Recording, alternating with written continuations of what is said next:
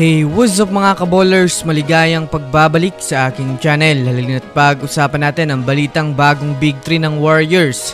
At ang balitang nanganganib nga daw matapon si Bronny James sa G-League ng Lakers. Tara't pag-usapan natin yan dito sa Basketball Hotshots.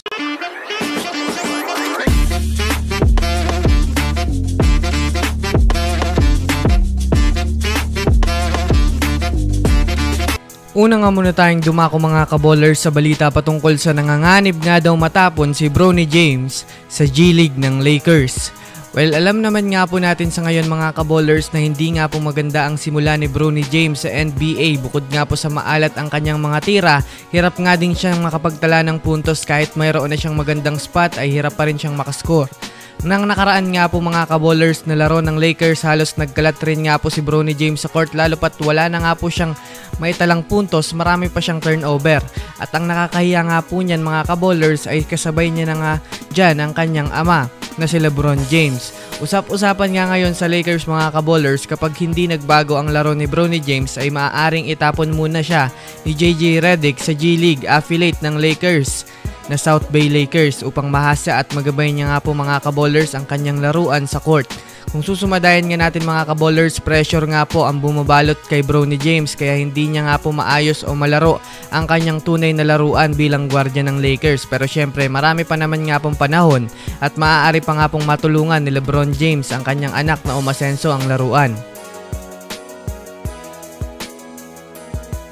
Samantala, dumako naman tayo mga kaballers sa balita patungkol sa bagong Big 3 na mabubuo pa ng Golden State Warriors.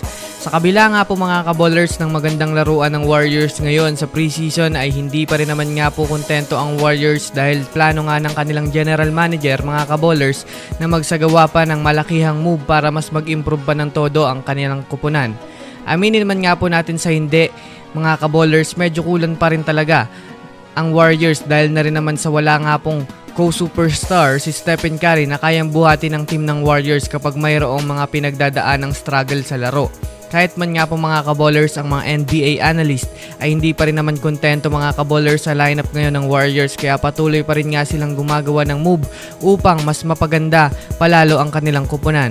At isa na nga dyan mga kaballers na ginawa nilang trade proposal ay ang pagkuha kay Brandon Ingram na isa rin nga po mga kaballers sa patapos na rin naman ang kontrata sa New Orleans Pelicans. Sa katunayan, isang malaking bagay para sa Warriors itong si Ingram kapag nakuha nila dahil na rin naman nga po sa malaking tulong ito sa scoring ng Warriors at makabuo na rin naman sila ng panibagong Big 3 kasama si Stephen Curry at Draymond Green. Ano sa tingin nyo mga kaballers? I-comment nyo na yan sa ibaba.